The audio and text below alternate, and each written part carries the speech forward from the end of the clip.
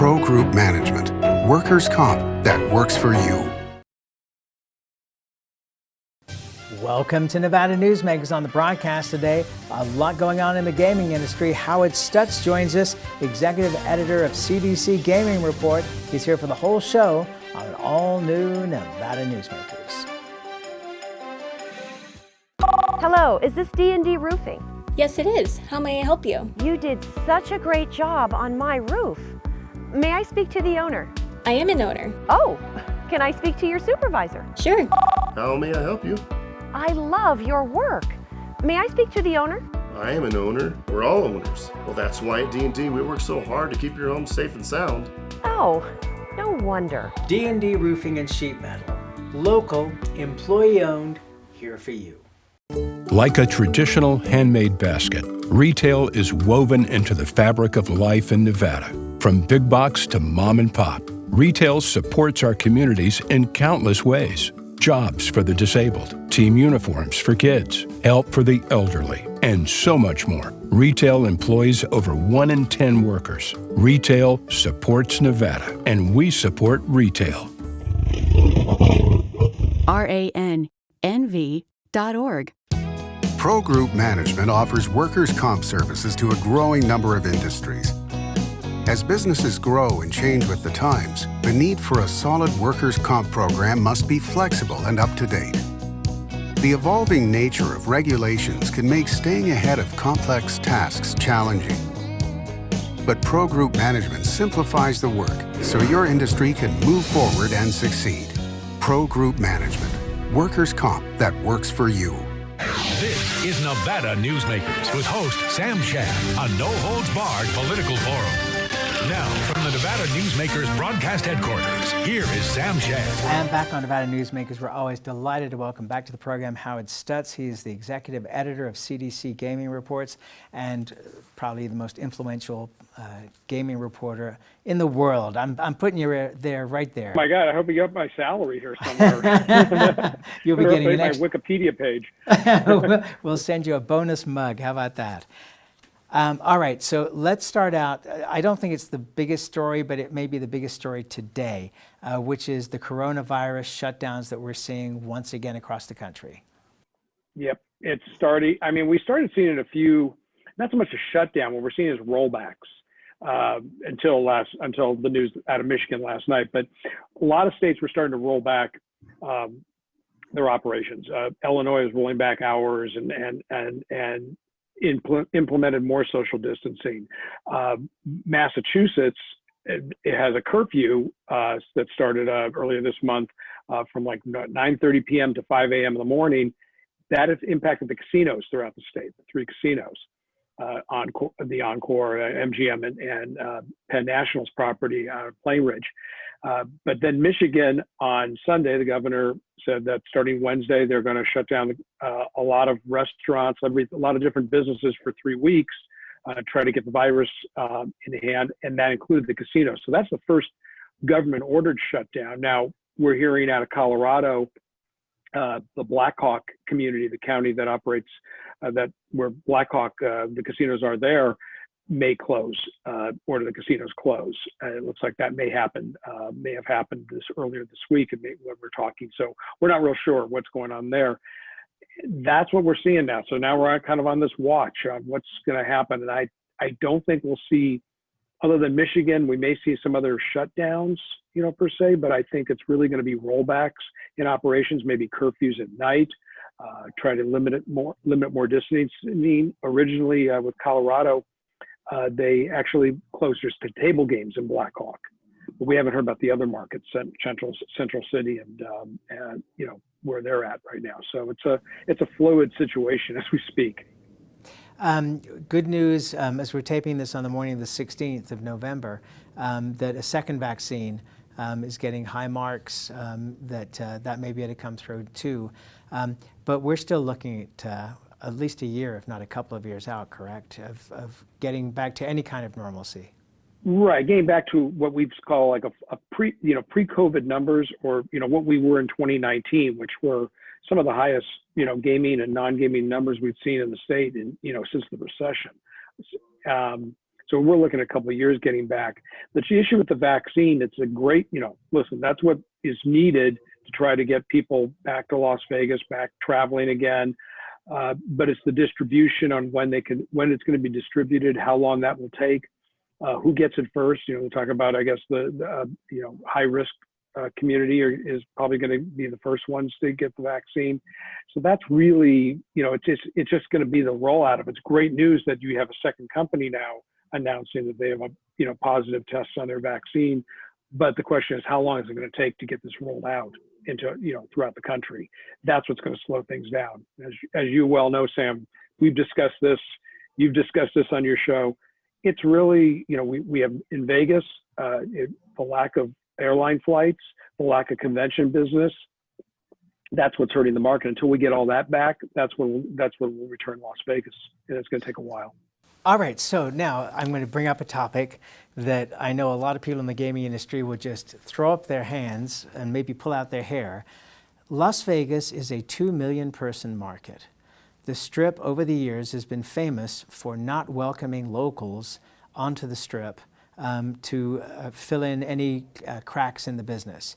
And I remember famously about a decade ago when I was promoting my dining show in Las Vegas, and I'm not going to say which property, but I was in a property with a marketing director who said, why would we want to advertise to locals? We don't even let them in our parking garage. Is it not time for the Las Vegas Strip to realize that they have a market right there that could fill in some of the gaps in midweek? That's what a lot of properties have been doing. We've seen a little more marketing toward, locals, but at the same time, we have a suggested stay-at-home order for the next couple of weeks, that we're in the middle of. So that becomes the other issue. And and a lot of people don't want to venture down to the Strip at this point. Whereas, you might go to a property that's in your neighborhood, the Station Casinos, Red Rock Resort / property, or Boyd Gaming property. That's what we're seeing more of. That's why the locals market continues to, do better than it has been. But, the idea of going to the Strip is still somewhat foreign to a lot of locals, and they're going to have to be some incentives. You look at downtown, that's a lot of locals business. That's what Circa has been, Derek Stevens, the opening of Circa, has been banking a lot of his business on, is bringing in locals besides the downtown guests. Right now he doesn't have a hotel open. He won't until the end of December. So they're banking on a locals market, a locals customer. And a lot of locals, they're saying, look, there's not a lot of other amenities. There's not, movie theaters aren't open at a lot of the different properties. Restaurants are on limited hours, limited menu options. That's the challenge on the Strip too, to get people down there. Besides, you don't have any, you have some shows that are opening. I mean, I think I saw this morning, Monday, we saw this morning, David Copperfield's canceling his show for next few weeks because he had a positive COVID test among his cast, or crew. So it's those type of challenges are there. So we can say they want to bring in locals. You saw MGM has never reinstituted its paid parking. Caesars has somewhat, but not for locals. And in some properties, it's still free. So it's just really how they can go about doing this. And this may be there's a lot of decisions that they're going to have to talk about over the next year. Let's turn our attention to what was kind of shocking to me, maybe not to you, but it was to me, was the potential for Las Vegas Sands in Las Vegas to be on the block. And the price seemed to me to be incredibly low because you could not build those 7,000 rooms for $6 billion. And you're not looking at a property that's run down or has deferred maintenance needs. So if somebody would buy that for $6 billion, they would have an incredible start. Now, of course, you got to run it and have the money to do that. But Kirk Kerkorian was famous for not falling in love with his properties, according to our good friend Phil Satry. Is that the same thing that's going on here with Las Vegas Sands?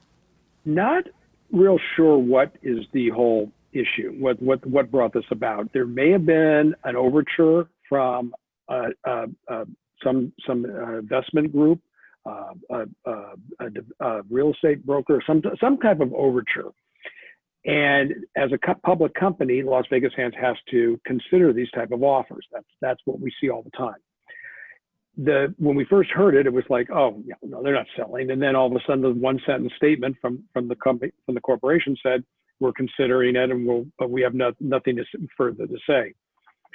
On the last earnings call for Las Vegas Sands, the company, Sheldon Adelson and his executives were very bullish about Macau's recovery, more so than Las Vegas. We are starting to see a little bit of a recovery in Macau. It's slow, but now that they've eased a lot of the visa restrictions and travel, into Macau, we're seeing a little bit of a recovery there. And it gets to that extent of, okay, would they rather spend more of their time on Macau and Singapore? They're spending $5 billion between both Macau and Singapore to expand those properties. Are they truly an Asian-based company, which they are in terms of, before COVID, they were in terms of revenues. This could be a real estate investment trust play, is the other thought that we've had, that a REIT could come in like an MGM Growth Properties or VICI. They buy all the real estate, which is a lot of acreage, 63 acres, a lot of, nearly 2 million square foot convention center, 7,000 hotel rooms, 2 hotel casinos, buy the real estate and then lease it back to Las Vegas Sands to operate, or some other company to operate. So that could be what's in play here. We really won't know. We really don't know right now. They've gone kind of silent on it, a lot of speculation. I think you and I can count on one hand the number of companies that are out there that could actually spend $6 billion, the price that was estimated for all these properties. So it seemed to me the real estate investment trust idea was in play the most. We saw what MGM did last year, selling the land and buildings of all their big properties. They basically walked away. They still operate them, and paying a decent amount of rent, but they got about $8 billion in cash that they've used to pay down debt and for other purposes. So that may be something that Sands could be looking at. It's a lot of speculation, but there's a lot of talk. There's a long answer to say I really don't know, but it is a lot of speculation. It is, and it was fascinating and I agree with you, Sam. The price $6 billion seems small, for those properties. So we'll see. Resorts World itself is, it's costing more than $4 billion to build, and that's going to open next summer. So we'll see where that happens. And that's only 3,000 rooms. So, for 3,500, yeah. Yeah, so $4 billion, yeah, for 3,500 rooms, and now you're looking at 7,000. Okay, so we're just talking here, so let's just throw it out there. The idea of the REIT, Real Estate Investment Trust, makes sense if your stock price is low, you need money to reinvest in other things. It seems to me that Las Vegas Sands doesn't have any of those issues. It can afford to maintain its position because it has pretty much as much credit as it wants, and its main owner, who owns more than 50%, could certainly fund whatever was needed. And so I think that there is a risk. We're not seeing it yet, but there's a risk in a downturn in the economy that's not a health risk, but rather a recession type risk, where you would need that real estate to be able to borrow money on. For companies like MGM who are giving up that ability, even though they own a big portion of their REIT, it seems like they're giving up something. I don't see Phil Ruffin doing a REIT. When he bought Circus Circus, he bought that for the 100 acres. Right. And he's not, Phil Ruffin is the last person to ever do, I think will do a REIT at this point. Sands, the challenge for Sands also is they have that big convention center, and they're a company in Las Vegas that relies heavily on the international travel primarily from Asia and other markets, and we don't have international airline flights right now. That is the challenge that we're facing here in Vegas, and Sands sees that, and we don't know when this international travel is going to come back. And their recovery in Las Vegas is going to be a lot longer, prolonged than it would for Macau and Singapore. They're adding, think about this, in Singapore, they're spending $3 billion to expand Marina Bay Sands. not one penny's going toward the casino. It's all going toward hotel rooms, convention, more of the non-gaming amenities. A lot of rooms. They need rooms in Singapore. They could sell that. They sell that place out pretty much every night. They could, maybe obviously before COVID. They've also financed They financed a lot of that already in Macau and Singapore. A lot of that development, $5.5 billion that they're spending. So they do have a lot of debt. They have about $13 billion in debt, which for Sands, they've never carried a lot of debt. That seems like a big amount for them right now. But yeah, it gets back to the point that I think the Adelson family they're like Kerkorian, that they're not married to their properties. They love Las Vegas Sands. They built it from the ground up, but the Venetian, the Palazzo. But at this point, we have a very changing, fluid environment, operating and financial environment here in Las Vegas. Who knows what they could be thinking? The other thing, and then I'll get off this topic, is that as far as gaming taxes go, they are far higher in other jurisdictions like Singapore and Macau. So if you're able to bring, which they were doing, the whales from those areas to Las Vegas, they're going to make a lot more money if you lose $1 million in Las Vegas versus losing $1 million. That was kind of shocking too. The other thing that's overhanging all this for Sands and Macau, and same with MGM and Wynn, is the concessions, the licenses. They're called concessions. They come due in November or June of 2022. We haven't seen yet. Next year is when they're supposed to start really, formally reapplying for these concessions, these licenses.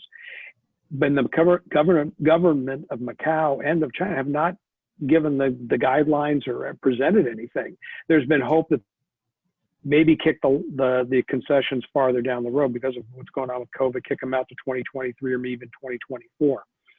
So that's kind of overhanging what's going on with Las Vegas Sands. That may be playing into their thought process. There's also the whole overhang of the relations between China and the U.S. that have been going on. An analyst from Hong Kong-based analyst before the election said a Biden administration would be better for Macau because not so much that Biden would have a more friendly relationship with China, but there'd be more normalized. It wouldn't be, the fly by the seat of your pants relationship we see now with the Trump administration. So that's kind of overhanging all this. So there are a lot of questions going on what could happen with Sands, what they might be doing. They and Wynn are the two that are really reliant on Macau for their annual revenues. MGM not so much is in some way, but not so much because of their holdings here in the U.S. All right, we got diversified. Okay, this is a great first segment. We need to take a break and make some money here. We'll be right back. Tamarack Casino is giving away $100,000 through November 28th. You heard that right. Tamarack is giving away $100,000 guaranteed. Every Friday and Saturday, Tamarack will give away $5,000 nightly. And on October 30th and November 28th, Tamarack will be giving away $20,000 in all cash grand prizes guaranteed. Don't miss your chance to win big. Ooh, your good times at Tamarack. Your good times are at Tamarack.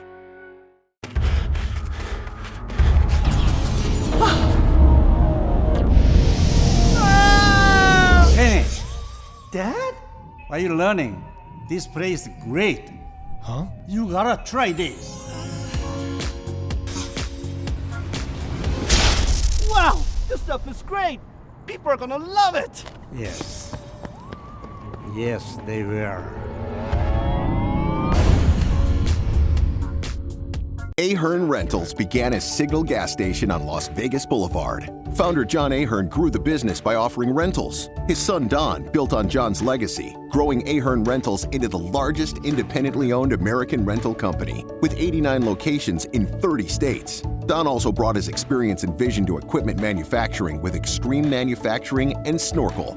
Today, Ahern Rentals continues to bring its family values to a new generation. Learn more at ahern.com. This is Nevada Newsmakers. And back on Nevada Newsmakers, we continue our conversation with Howard Stutz. He's the executive editor of CDC Gaming Reports.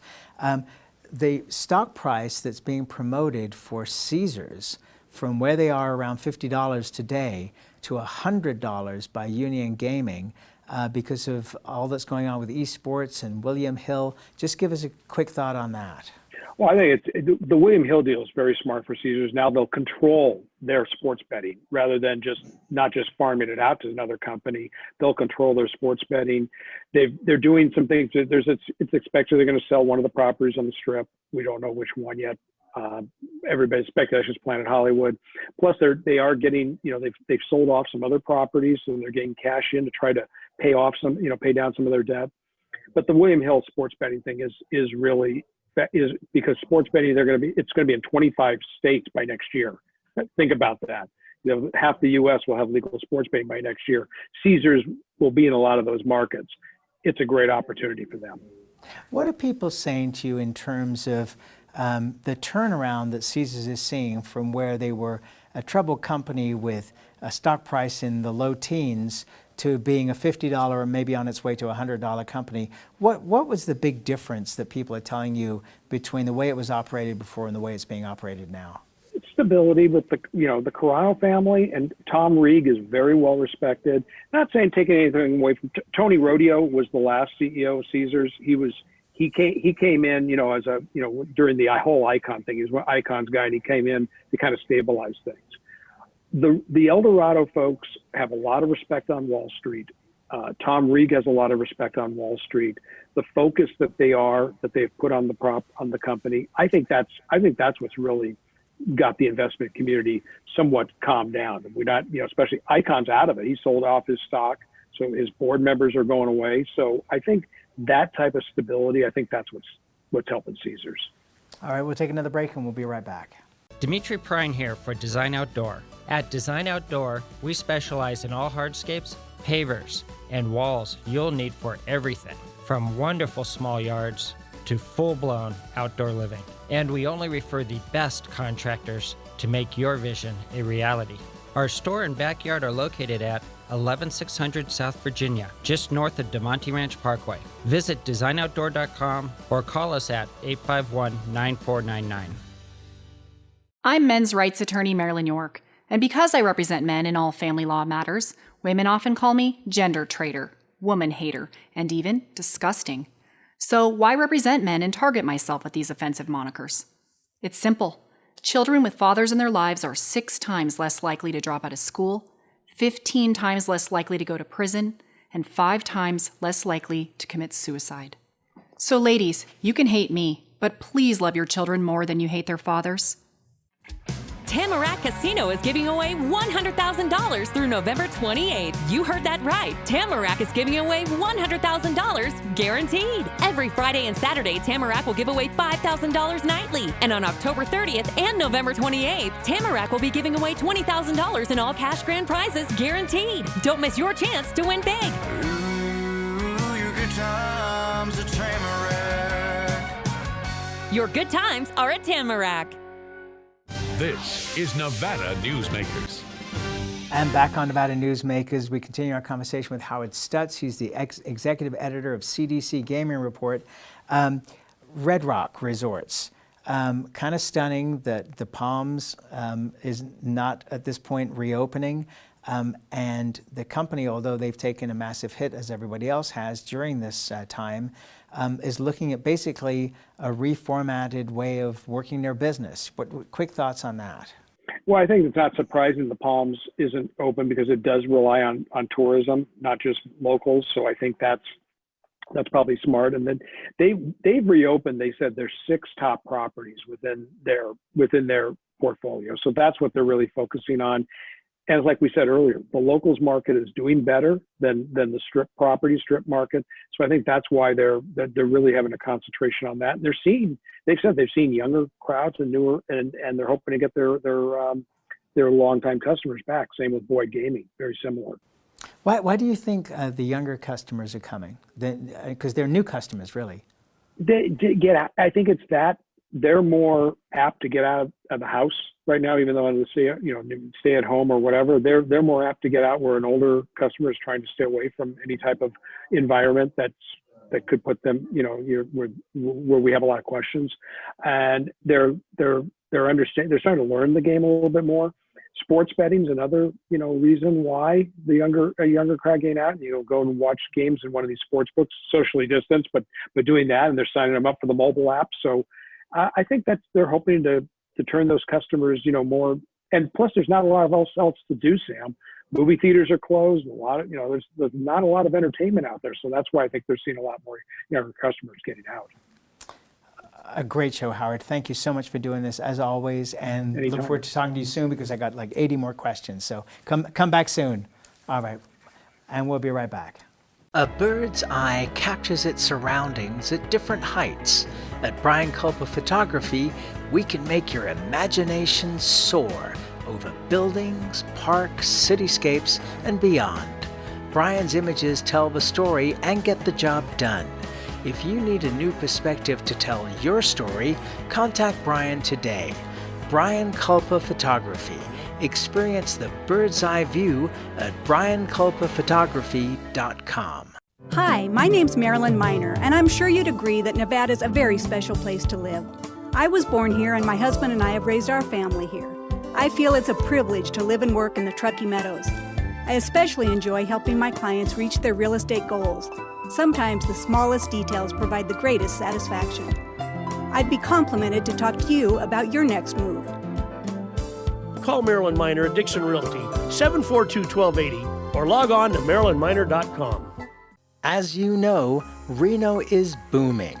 Toll's Development Company is helping it grow with insightful design and development, building community with every project, adding beauty, adding excitement, emphasizing our shared humanity. Reno is becoming bigger. Toll's Development is helping it become better, more livable, more enjoyable. To learn more, go to tollsdevelopment.com. tollsdevelopment.com. Pro Group Management is the place where companies can find workers' comp solutions that are designed to meet their specific business requirements. As regulations evolve, Pro Group takes a proactive approach to clear the path to make sure your business stays ahead of the curve. Knowing your workers' comp program is optimized, you can focus on other important matters related to your growing business. Pro Group Management, workers' comp that works for you. You can now watch Nevada Newsmakers on YouTube. Just go to YouTube and search for Nevada Newsmakers and become a subscriber. We'll see you on the next broadcast. Thanks for watching and listening.